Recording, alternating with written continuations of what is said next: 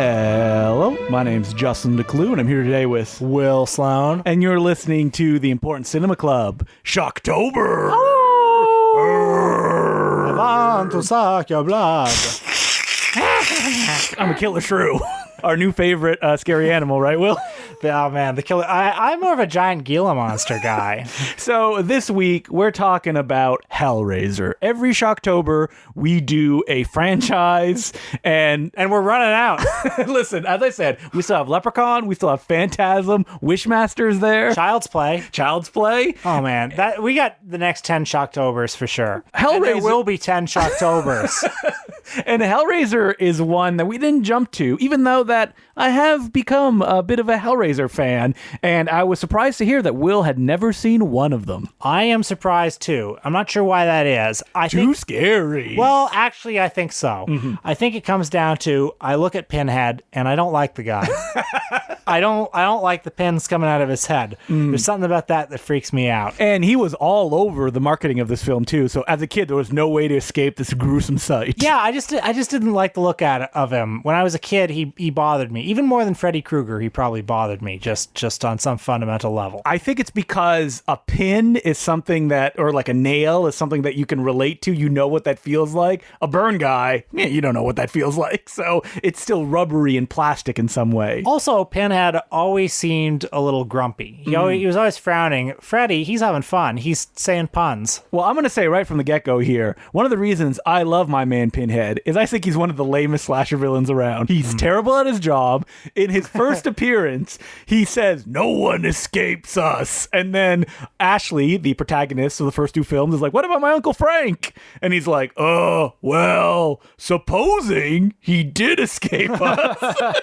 He sucks. That's why I love him. And, the famous story goes, he wasn't actually supposed to be the kind of like Freddy Krueger of the franchise. It was actually supposed to be another villainous person in the first one. Butterball? No, yeah, I would love if it was Butterball. No, it wasn't a Cenobite. It was supposed to be the Julia character, but the actor in that role would have none of that. So they decided, oh, well, people love Pinhead.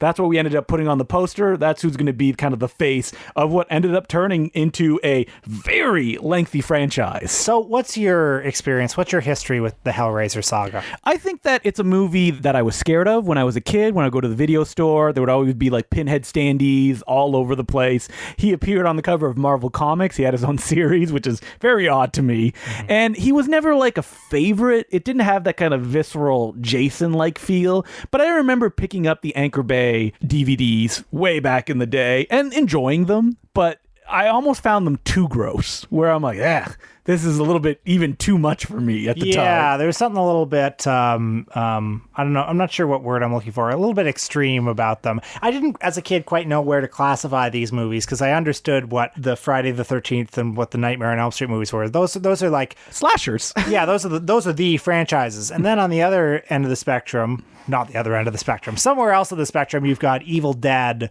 and really culty stuff like that. Stuff that's kind of goofy and weird and fun. And I didn't quite know where these things... This seemed to occupy some other realm. And there's hell in the title. That already promises some adult-like thrills right there. Ugh, too adult for me. And I was a big horror fan when I was a kid. I love reading Stephen King and even Clive Barker stories and books. Like, they're very extreme. If anybody has checked out The Thing That Made Clive Barker's Name, 2 volumes of the Books of Blood.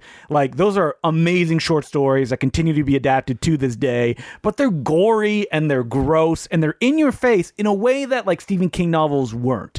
And it's weird to say that like they felt more adult when I was a kid, but that's how I interpreted this kind of like splatter punkiness. You know what I realize? I just realized right now that probably the longest exposure, the most thought I had ever given to Hellraiser before this week was having read Roger Ebert's negative reviews of the first 2 movies. Do you think that just tainted like your opinion of it, and that's why you were like, I don't need to check this out because Roger Ebert gave it a bad review? Yeah, I think so, which is like obviously a thing to be ashamed of. Well, we've talked about this before that, even some of the like very popular cult films, if you read a bad review in a book, when you couldn't see these films, like you have to make a decision reading that going, okay, I will put this out of my mind based on this information. Exactly. Like Hellraiser 2 was in the I hated this movie's book. It was in that book alongside Caligula and lots of other stuff and, North and stuff like that. And you kind of put it in your head of like, okay, this is schlock. I get it. But didn't you go, wait, it's beside Caligula. Obviously, there's something more there. See, that's me now in my galaxy brain phase.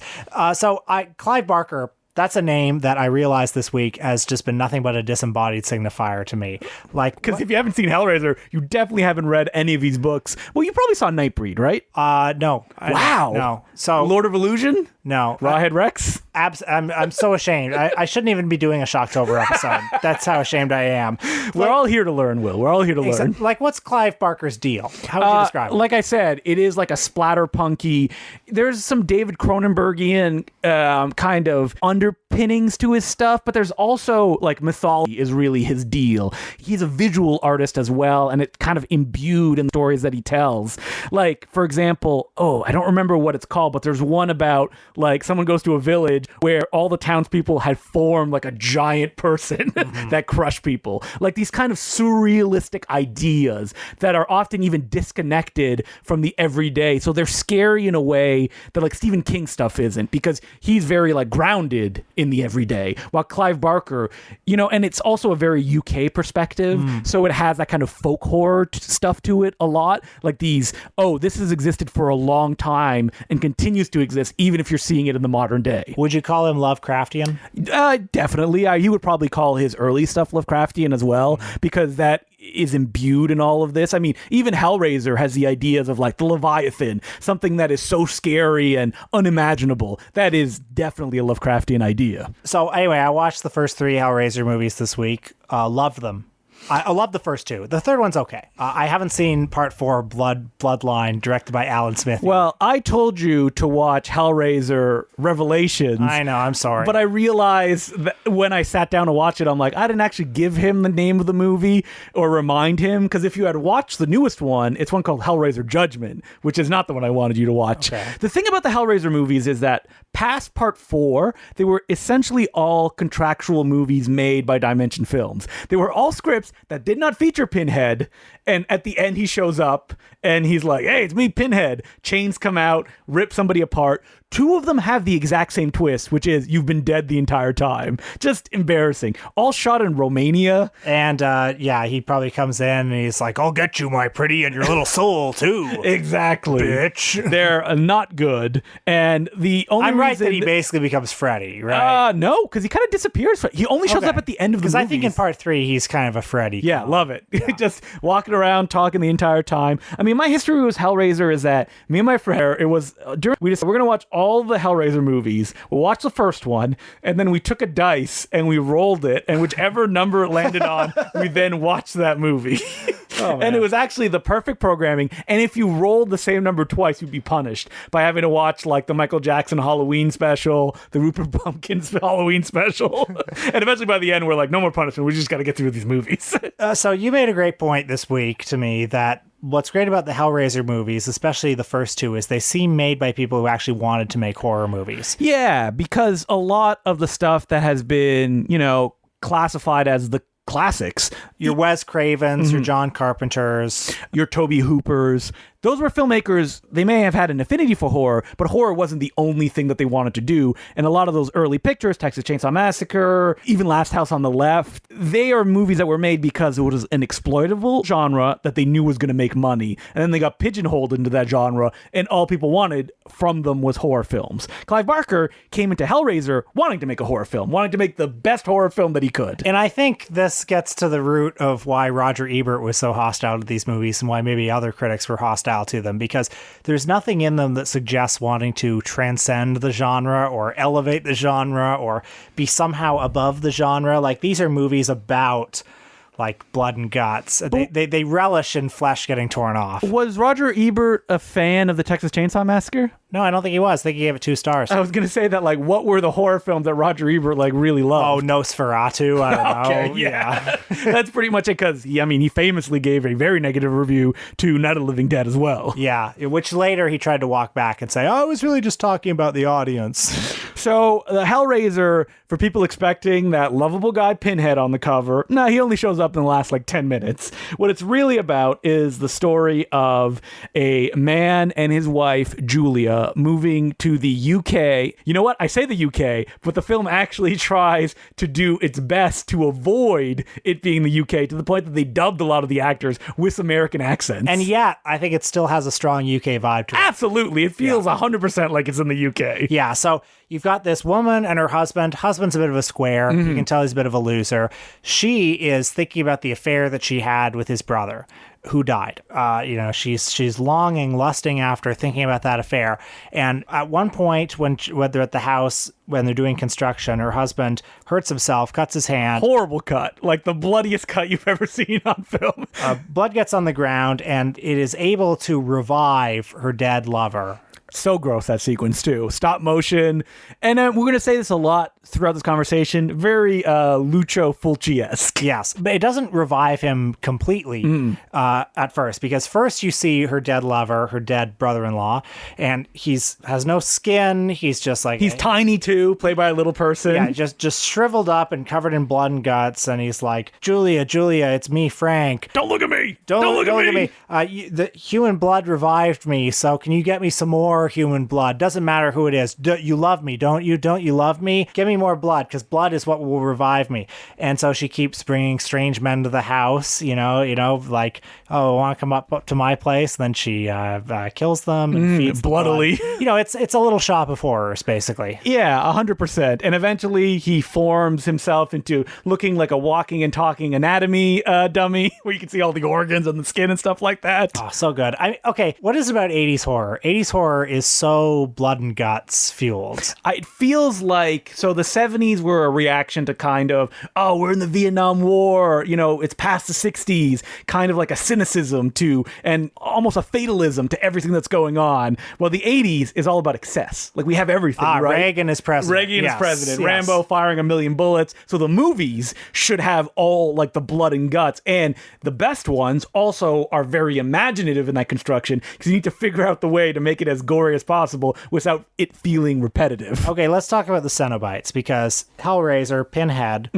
is Hellraiser Pinhead? Yes. Yes, okay. Well, so Pinhead was actually a nickname that he got on the set of the first one by the cast and crew, and eventually they just kind of accepted it because that's what everybody called. They just called him like the Man in Black or something. Yeah, I see. He's like the priest of hell. The priest, that's what it was. Okay, but he's not the best of the Cenobites. No. Well, okay, first of all, what are the Cenobites? Explain this mythology to me. The Cenobites, basically they rule hell. And you got a little box, and if you do your the lament configuration. That's right, and if you Rubik's Cubic the right way, you'll release the Cenobites. And you got three guys, basically. You got Pinhead, you got... Butterball. Butterball's the only one I care about. Butterball rules. Butterball rules. He's got little tiny glasses. He just hangs out at the back. Great energy. And you also got Chatterer and the very unfortunately named female Cenobite. When everybody learns about that, we're like, that can't be her name. Nope, that's how she's credited in the first two movies. And so Pinhead shows up, and essentially it's the idea of, S&M, almost as if it was like a Christian Scare film, where it's like, this is how far it actually goes. So when I watched the first two movies, which are now blurring together in my head because I watched them in such proximity, I thought the first one was better. But now, as I get a few days away from it, Hellraiser 2 is the one that is the most vivid in my mind. Well, Hellraiser 2 has an interesting structure in that not only does it follow directly after the first one, so essentially Ashley... Like hours after the first one. Ashley, who is the daughter of the square that gets killed in the first one, and Julia is her stepmother, she gets committed to an asylum because of everything that happened, and she is screaming that she saw these Cenobites, and she saw all of these monsters. I mean, the first one, it's just packed to the gills with fun monsters. There's an awesome monster that shows up down a hallway, who's like, rolling down, and there's a guy on top of him with like big tentacles arms, and you can see very clearly in every version of the film little wheels that are pushing him in the back. She's put in a mental institution where there is an evil doctor that's taking care of her, who is obsessed with this lament configuration box. And he brings Julia back to life, because these were movies that were very interesting in their construction, because Clive Barker made Hellraiser essentially from what I understand, as kind of an independent production at first, because like Virgin, the big company, was supposed to fund it at first. They dropped out. Then other investors came in, and eventually New World came into the picture, and they watched like a first cut of the film and said, we liked it, but we need you to kind of like pump it up.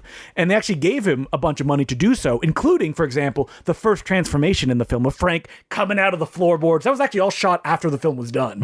And they kind of like just made it gorier and, you know, just more in your face. And one of the people that was really involved with that was a New World executive called Tony Randall. And he is kind of like uncredited on the picture, but Clive Barker says that he was very involved, and he directed the second one, which came in very quick succession the next year. So this was like, oh, Hellraiser's a huge hit. We need to make another one now. And that's how fast they got it into production. Which is amazing considering how elaborate Hellraiser 2 is. I mean, essentially it takes place in this otherworld realm. Hell dimension, yeah. Yeah, which is like this kind of Escher painting, you know, staircases leading to other Nowhere, staircases and, you know, stuff upside down.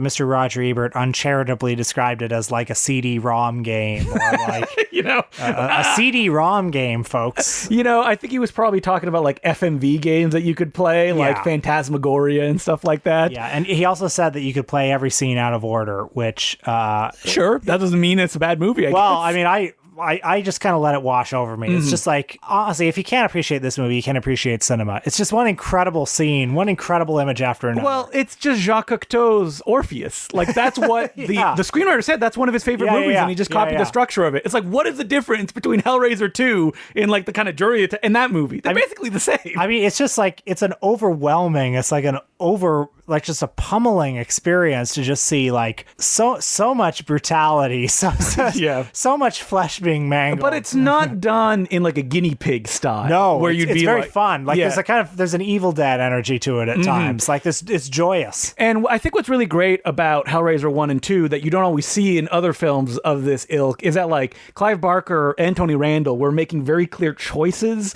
about what was happening, because like the visual effects are so well realized that it could only come from a place of the people kind of knowing what they want and putting it on screen. There's no like, we'll fix it in post, or we'll get to it later. It's like, no, this is the idea I have in my mind. This is what Pinhead looks like. He has weird like strips of flesh over his breasts. They're just like hanging over, you know, his chest, and like Chatterer, just a dude who just chatters his teeth. Like, this is what it is. And I think that's why it works as well as it does. And it's also a concept that when you want to continue the films, it becomes difficult to do if you don't want to expand it or kind of explore, okay, what else is involved in this universe? Because, you know, 2 opens it up wide. Like, it's huge. Like, oh, we can go to hell. There's Leviathan that's controlling it. This is how you make a Cenobite.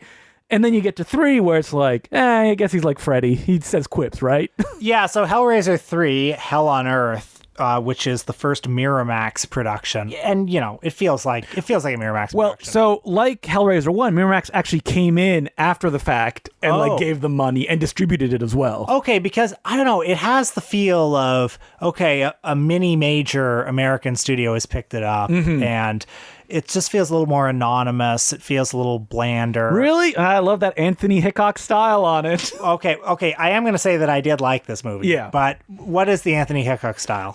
It's very, you know, I almost say it's like Sam Raimi at like 1/3 speed, where he loves split diopters. He loves giant sound effects. He loves gore and splatter, but he doesn't really have the rhythm that Sam Raimi has to pull it off screen. So when there's longueurs in his film, like, you feel them, where you're like, all right, when are we going to get to the good stuff? Like, come on. And this movie makes a mistake of, after the first 2, it's clear that the executives were told, people love Pinhead.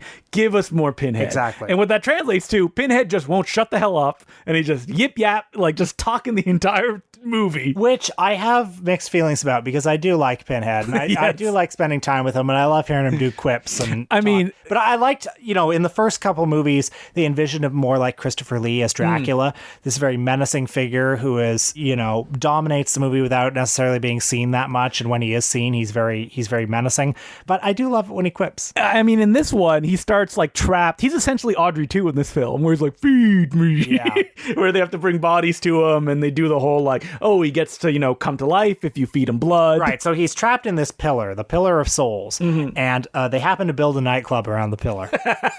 Which happens? No, it's the nightclub owner buys it from a mysterious gift shop. Yes, that's right. And the nightclub owner, he's not a serious man, okay? He is just going to believe whatever this pillar tells him. So he keeps feeding things to this pillar, including the girl that he had sex with. The pillar just Eats her up? Eats her skin. Yeah, that's right. And then swallows her right up with a sweet 1990s style special effect. So, the movie does have some indelible images in it. None more so than when Pinhead is on the dance floor. He's just like throwing chains around and like impaling 3 people at once. I mean, that's pretty cool. Well, the thing that people really don't like about Hellraiser 3 is the Freddy Kruegerization of it. The fact that like Pinhead quips and that it's very in the moment that it was made. So like Pinhead, I guess they didn't have the money to hire Butterball again. Maybe he was busy. Who knows? He was on other projects. Yeah, exactly. He got too big for his britches. He was doing like the Butterball story. So you got a bunch of new Cenobites just as good as the old ones. You got Camera Head, who says stuff like, say cheese, before he like blows stuff up. You got CD Head. I did like Camerahead, actually. What's cooler than a guy that just shoots CDs out of his mouth, right? Or you also have Bartender Man, who he shakes drinks, throws them, and then lights them on fire. This is another reason why this movie isn't quite as good as the first two, because there's something that feels very eternal about the characters in the first two movies. Absolutely. They feel like these ancient evils, whereas in this third one, they're more topical evils. Yeah, Yes. like Cameraman, CD Man, Exactly. They're at a nightclub, a cool 90s nightclub. Yeah, that it could not be anywhere else other than the 90s. When you look at the first one, it's like an old British home that they're in. There's that wetness feel of being in the UK. And you can feel that like Pinhead has been around forever. An eternal evil, if you will. While, CD Man, I feel he gets scratched pretty fast and he's out of the game right away. So after this, I know you didn't watch any of these other films, Will, but... And I plan to at some point. I mean, I wouldn't recommend it. Even though Hellraiser 4 starts in space and a robot does a lament configuration and then explodes. So I will say about Hellraiser Bloodline that this is one of those trailers that I saw a lot on the Viewer's Choice pay-per-view network growing up. Yes. I know that Alan Smithy directed it. Yes, it was directed by someone who essentially lost control of the production midway, who got taken away from him, and the film is a mess. It's an anthology film, essentially, where it takes place in like multiple time periods. The past, where Adam Scott, yes, the comedian Adam Scott, plays kind of a libertine person who finds a lament configuration. Then modern day, where they're building a big Trump-like tower-like structure that is a big lament configuration. And finally, where all Part 4 movies need to go, like Leprechaun, you go to space, and it's Pinhead in space, where at the end, in classic dumb Pinhead style, he gets fooled by a hologram, and he's like, no, and he explodes. And from there, like I kind of already mentioned, the other films, they have Hellraiser in the title, but they're essentially to keep the copyright of the films. No more so than Hellraiser Revelation, a film that starts for the first 20 minutes as a found footage picture, to which I say, no, thank you. Yeah. And then it turns into a bunch of generic people in a house, and worst of all, you don't have Doug Bradley back. You have what we like to call chunky Pinhead. Pinhead was double chins. Imposter Pinhead, if you will. And it is so lame and so boring. Matthew Kumar said it best. It's like a porno where they cut all the porn scenes out and they just left the story beats. And that's what Hellraiser Revelations is. Well, pretty soon somebody will do a reboot. They already announced it. Oh, okay. And not only is there a reboot, there are dueling Hellraiser projects. Wait, how can that be? I believe somebody owns the rights to the original Clive Barker short story. Somebody owns the movie rights. It's an Octopussy, never say never again situation. This is happening it happened with Chucky as well. There was a reboot Chucky movie, and now there's an official Chucky TV series playing on Sci-Fi. Oh, so that's why the posters for the TV series say from the creator of the original Child's Play. Exactly. It's like the real Ghostbusters. Yes. I don't know why these studios think that the world is hungry for two competing Hellraiser projects. Did they not learn their lesson with their competing Truman Capote projects or competing Alfred Hitchcock projects? The original Butterball, Truman Capote. You know what? It's coming out. The guy who did The Night House, David Bruckner, is directing the movie version. And David Gordon Green, the man who just gave us Halloween Kills, he's headlining the TV series. Yeah. You know what it's going to be? It's going to be the TV series, probably like an anthology style, like, I found the lament configuration, kind of like Freddy's Nightmares. I don't know if you ever watched that. I've never actually seen it. Well, basically, Freddy shows up at the end of every episode being like, hey, bitch, you screwed up. And then he kills him in a very cost-effective way. I see.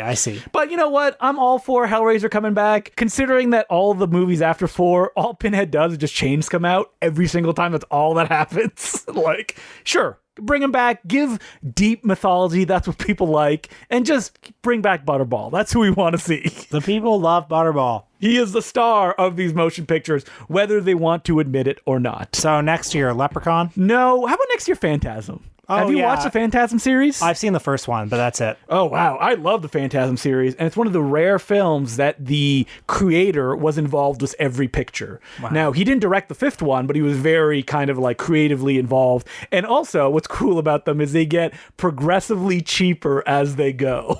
And it's just kind of like, I just like doing this is the only reason that those films continue to exist. So next year, Phantasm. After that, oh God, Leprechaun. Let's not plan too far ahead. Yeah, who knows? We'll be scrounging for water in the water wars by then. Well, Justin, do we have any letters on this fine Shocktober evening? We do have letters. As per usual, you can send us your letters at importantcinemaclubpodcast@gmail.com. And you know, folks, when we first came up with the name The Important Cinema Club, I think we envisioned the club as just of 2 people, like we were the Important Cinema Club. But what I realized is that you're all part of the Important Cinema Club. And this letters section, those are senior members of the Important Cinema Club. So think about that. Like you're all club members. Mm-hmm. You're all club members. It's not just us. You get let into the VIP room if you send the letters, but what you're trying to say. Exactly. So send us letters. So the first letter goes, hitting you up from the 6. Hey guys. That would be Toronto, right? Yes. As Drake coined the term, I think, or has it always existed that way? Can I tell you something really funny? My landlord, his company is called The 6 Properties. Oh boy. I know. I thought you were going to give a Drake anecdote, like the story of our pals Peter Kaplowski and Eastern going to see a movie and Drake and his posse showed up at the front and they would not be quiet, to the point that Eastern was like, hey guys, can you quiet down please? Fuck those guys. And I was invited to that screening too. I would have had that story not secondhand if I had gone, but yeah. What was the movie? It was something bad. Okay. That's why I avoided it. So the story continues. You know, this is the big story of the Important Cinema Club, as you say. Hey guys, I'm a big fan of the show. I really like that you obviously make an effort to dive into unusual or marginalized entry points into cinema, like the Wayans brothers or Hollywood. There's a franchise we can do, the Haunted House franchise. Oh, I'd love to. Even when you cover a mainstream name, I noticed you like to pick that are less commented on or even maligned works, like David Lynch's Dune or a Wes Craven movie where Eddie Murphy plays a vampire. That's Vampire in Brooklyn, classic film, right? Everyone loves it. No topic suggestion for me, just a question. I recently moved to Toronto, and after a year and a half of quarantine, I'm really raring to dive back into the in-person cinema experience, with the usual caveat about how you might have already addressed this in a previous episode. I want to ask if you two, being Toronto guys, have any recommendations for theaters or events that local movie fans should check out. Luckily, I've already crossed watching a piece of crassly self-congratulatory pablum at TIFF off my lips. Keep up the good work, Juan. Oh, let's see. Well, I mean, it'll be interesting. Not everything's open. What's open, yeah. Yeah, I mean, we used to enjoy a place called the Royal Cinema, which is not dead. It's just gone to a farm up north where it can frolic with the Royal with Cinema kids. is owned by an eccentric, rich person. Sure. I say eccentric as if it's bad. No, he just owns the property, and he has no real reason to open it. It's not a big moneymaker for him, and he said once COVID, stuff goes back to normal, then the Royal will reopen. But he's keeping the property. He's not selling it to make condos or anything, because he likes owning a cinema. Okay. But some other there you have it, folks. rep cinemas have opened, like you have the Review. That's actually under new ownership, and they're doing a lot of the programming that the Royal used to do. Yeah, the Review is great. The Fox in the love East the Fox. End is terrific. It's very far from me, so I don't get out there that often. I used to go all the time when they used to do like Shock and Awe, which was an all-night horror movie marathon on 35 and 16 millimeter. I mean, I've talked endlessly about the 3D screenings I saw I can't believe I missed so many. many. That was an amazing marathon that they did. I'm just going to say it again. I had a double feature that I saw there in 3D. Friday the 13th part 3D and Flesh for Frankenstein in 3D with On the film. glasses on film. And when I saw them back in 2009, I thought there's nothing unusual about this. I think that maybe some of the guys that own that may listen now and then. So if you're listening, we love the Fox. And also, they have like a movie empire. They own like 1 million theaters seemingly now, like in Ottawa. Are they the Apollo Theater in Kitchener? Yep, they are. The Kitchener. That's what it is. Yes. Well, guys, if you're listening, I like the Apollo Theater, as does my father. Oh, wait. That's where you saw Drunken Master 2? No, I saw that at the Princess. Their competitor. Okay. I'll just no, we won't talk about the Princess. I'll just tell you that my father, I think, saw he saw Bergman Island at the Apollo, and he enjoyed it very much. Awesome. I mean, those type of theaters, they do very well with the older people pictures, if you will. Thank God they do. I mean, because that's who lives in the beaches, which is a very rich area of Toronto. But what else would we recommend in Toronto? I mean, there are just so many like ad hoc screenings that happen like all the time. Cinecycle used to do stuff all the time. Not so much anymore for reasons. Yeah. TIFF Lightbox will have some really cool programming as well. It's not open right now, I believe. But yeah, there are just so many things. Okay, I would recommend, I don't know if they're doing it anymore, but Eyesore Cinema has like a back room with... They're definitely doing it still. Okay, yeah. they often do like really weird screenings there. Drop by Eyesore Cinema sometime, find out what they're doing. My pal Adam the Riot Thorn does a lot of stuff like terrible Toonie Tuesday screenings where it's just a toonie if you want to come. He also has his film festival that he does there. It's a great like intimate micro cinema space. It's just tons of fun at the back of a video store. So like the ultimate cinema experience that you want to have. They did a month where all they played was Mark Hamill's like entire filmography. Yeah, they called it March Hamill, and I know that because I went to see Black Magic Woman there.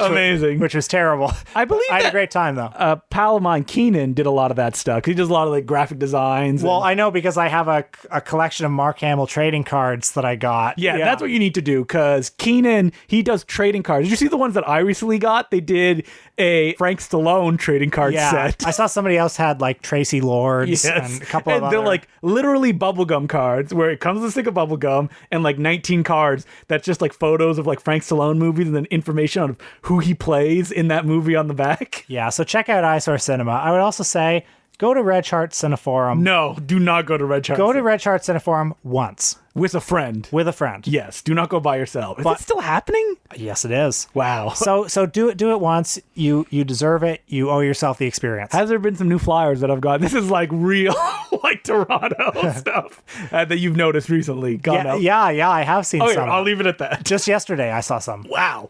And there's a place that you've been that I've actually never been that does 35mm screenings as well. Is that the Kingsway Cinema? The Kingsway Cinema, yes. I don't think the Kingsway does a lot anymore, but sometimes they do. I mean, they definitely do culty stuff, oftentimes on Friday nights. I have seen on 35mm at the Kingsway Cinema, Night of the Ghouls by Ed Wood. That's right. I've seen They Call Me Bruce on 35mm. I mean, he was doing it for a while because the very eccentric owner of that place was doing screenings of his own personal print collection. Yeah, and so he would show some stuff that was just like unbelievable. Like some of that, like never would have thought you'd see that. And as we said before, in Toronto, you also have the GTA, and me and Will have been discovering Indian cinema, which plays a lot around here as well. Yeah, that's right. I mean, in North Etobicoke, if you have a car or just go on the bus. We've taken the subway and the bus there, Yeah, it takes a while. I don't know where you live, sir, but check out the Albion Cinema in Etobicoke. If it's still open, because has it opened yet? I'm not certain, but we went to the York Cinema in, where's that, Richmond Hill? Yes, and that's like a multiplex that only plays Indian cinema. Check that out. It's so much fun. Oh, it's a blast. There was one more. Oh, me and Will, our stomping grounds, basically Yonge and Dundas, though. The Times Square of Toronto. That's much smaller than Times Square, only because all the international cinema opens there. Yeah, we see Chinese blockbusters, we see Indian blockbusters. Yeah, whatever shows up there, that is our stomping ground. So I hope everybody who does live in Toronto has skipped that whole portion because it doesn't really affect you, but maybe it makes you want to move to Toronto. Don't. You can't afford anything. It's terrible. And if you move to Toronto and you see me around, don't talk to me.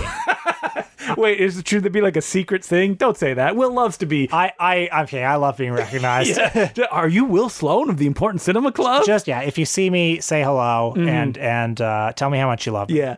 Tell us that you're a big fan of like Bela Lugosi meets a Brooklyn Gorilla. Oh, that's the secret handshake right there. Yeah. So, what are we doing on our Patreon this week, Will? We are talking about a true Shocktober topic, one of the great auteurs. We're talking about the cinema of Ray Kellogg. Me and Will sat down and did a double bill of The Killer Shrews and The Giant Gila Monster. Both of which were, of course, Mystery Science Theater classics. But we watched them without the peanut gallery. Oh, we didn't actually talk about one of the topics that I wanted to ask, which is, has anyone who was a Mystery Science Theater 3000 obsessive liked those movies independently of Mystery Science Theater 3000? Well, you're talking to one of them, but I'm curious if there's other people. If you are one of those people, let us know in the Discord. Yeah, we Justin and I were trying to figure out, like, did that show really introduce a lot of people? Did it get people interested in weird movies, or was it just a one-stop shop for people? Like, I'll watch the weird movies that play on Mystery Science Theater 3000. I like how bad, air quotes, and, like, funny they are, but it doesn't, like, create a fandom for those movies. It created a fandom for Mystery Science Theater 3000. I mean, I can only speak for myself. I loved the show, and I loved the worlds that it opened up for me. So let us know in the Discord. We have a podcast section, which you can check out by becoming a subscriber at patreon.com/The Important Cinema Club. $5 a month. You get the episode we just mentioned, and you can join the Discord, which is very active with all sorts of stuff. So, Will, what are we doing next week? Well, we have another Shocktober episode. It gets me every time. And we wanted to class up the joint a bit. We wanted to talk about a critic that Roger Ebert again? We've already done him, Will. No thanks. No, a critic that Justin and I have wanted to talk about for a long time. We've been trying to figure out some reason when it would feel right. The critic's name is Robin Wood, great Toronto-based Marxist academic who has written such books as Hollywood from Vietnam to Reagan. An essential book. Yes. Like anyone who knows Robin Wood knows he's one of the greatest. And Robin Wood was an expert on many things. Ingmar Bergman, Howard Hawks. He wrote tons of books on them. Claude Chabrol. If you go to the library and they have like classic books on the subjects, you will find Robin Wood like slim books. And probably the most famous one that he wrote was on Alfred Hitchcock. Yes, that's right. But what a lot of people also love him for is his writing on horror films. I can think of very few serious critics of his level who wrote more and better about horror films. He was a great fan of George A. Romero, John Carpenter, a huge fan of Larry Cohen. I mean, he liked to say that like Day of the Dead was one of his favorite movies of all time. Yeah, so we're going to be talking about him. We haven't quite figured out exactly how we're going to do the episode. Are we going to we can talk about like certain filmmakers through the lens of them? And kind of how he discussed them and what he brought to the discussion as well. I mean, I don't expect anyone listening or even Will to like read like 10 of his books or anything. But there is one book that's very good, Robin Wood on the Horror Film, which was just assembled maybe 2 years ago. I don't know if you've seen it, Justin. I haven't, but you know what? I will read it for this episode. My claim. It's good. You'll like it. All right, so that's what we're going to do next week. So until then, my name's Justin DeClue. I'm Will Sloan. Thanks for listening. Ho, ho, ho. It's me, Santa Claus, interrupting the Important Cinema Club to thank some of the new patrons, who include Steve Nutt, Preston McFarlane, Stephen Keelback, Chico Felix, Tamsin Cleary, Ethan L., John Daniel, Kurt Freeman, Tim Hadlow, Daniel Halquist, Einar Enerson, Jorge Rodriguez, Jake, Hayden, and Sten Walker. Thank you very much for becoming a patron from me, Santa Claus, because it is November 2nd by the time I'm recording this, which means it's nothing but the holidays from now on. Ho, ho, ho! And if you're feeling in a gift-giving mood, please give a review to the Important Cinema Club, my favorite podcast of me, Santa Claus. Also, I represent all holidays, so I'm really not one specific thing. I would very much appreciate it if you gave a review on Apple Podcast or whatever podcast app that you use for the Important Cinema Club. Ho, ho, ho, ho. And we now return you to your regular scheduled programming. Speaking of books, there's a big release that just recently came out, And it is Leonard Maltin's Starstruck. Leonard Maltin's long-awaited autobiography. And when this book was announced, I was on the Amazon page, and it had a bunch of pictures of like Leonard with, I don't know, Will Smith or whatever. It's just like him kind of like standing on an Entertainment Tonight style backdrop. That's what the cover of the book is. And I looked at it and I thought, this might not be. So this is a journey, though. I feel we've taken through this podcast, right? A long time ago, we did a Patreon episode on Leonard Maltin's movie guide, and I felt we were fairly dismissive about him as a critic. The words like, who's a big Leonard Maltin fan, may have left our lips, which we were very incorrect. Well, yeah, Leonard Maltin had the movie guide, that big 20,000 page thing with the capsule reviews. His face on the cover. In those days before the internet, everybody had that book. That was the internet movie database of its day. It became symbolic for us of like mainstream opinion and like square mainstream opinion. So, he was maybe a bit of a punchline for us for a little while. Until, when did the winds change? I'm trying to think of like, was there one thing that I don't think there was one thing. I mean, I always was aware of. I knew that he was a fan of old movies. I knew that you would see him in documentaries and stuff. Yeah, but when you say that, that feels like, who am I thinking of? Like Richard, what's his last name? Like Krause? No, Schnickel or something like Richard that? Schickel, yeah. Richard Schickel. Yeah. It's like, no one's a real fan of Richard Schickel, right? Yeah, you would see him in these documentaries and it would be like, oh yeah, of course, he knows old movies because he's a critic. But then, I don't know, we just heard him on enough podcasts. Yeah, I think it was podcasts that we heard him talking with like maybe a Joe Dante or something like that. Yeah, he was on Joe Dante's podcast and he had his own podcast. Still has. Yes. And when you get him talking to like Drew Friedman or Joe Dante and they're just talking about old movies, like you realize, oh, this guy's a freak. Yeah. So when I looked at his bibliography, I was like, wait a minute. Like once you push past the, movie encyclopedias and stuff like that, and you're like, great movie duos, which you think will be like, all right, Abbott and Costello and blah, blah. And they are. But then when you read them, like, write about the Ritz brothers or even Wheeler and Woosley. Or Brown and Carney. Yeah. You are like, oh, he's one of us. He's got an incredible book about great short subjects.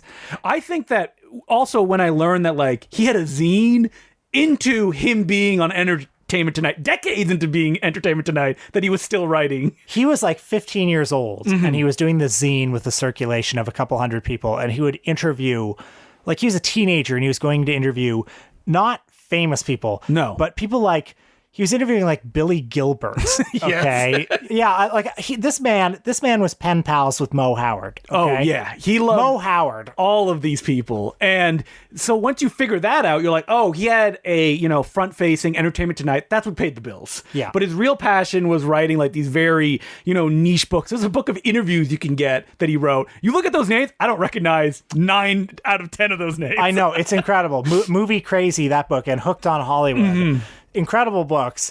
And he said, like, this is what my passions are. The other stuff pays the bills. Yeah. And so Starstruck, when it was announced, I was like, uh-oh. Will it be like, this is the time I met Will Smith and we talked about this? There's a little bit of that in this, but it's also, if you're just like a general Entertainment Tonight fan and you're like, oh, I want to read about Leonard Maltin, you will be lost instantly. So many anecdotes about absolutely forgotten people. He talks about, like, he brings up Wheeler and Woolsey at one point. Yes. He says, and then to write the book, I watched every single Wheeler and Woolsey movie. And it's like, oh my God, a freak. I was looking in the index. It's like, is there anything about Jerry Lewis in here? There's a whole chapter about Jerry Lewis. Of course there's a whole chapter about, does he mention Bela Lugosi meets a Brooklyn Gorilla? Of course he does, because he also programmed it on 35mm at the film festival that he did. I mean, this is what's great about Leonard Maltin. He had Maltin Fest. Bela Lugosi meets a Brooklyn Gorilla. Ending film. Closing night film. Yeah.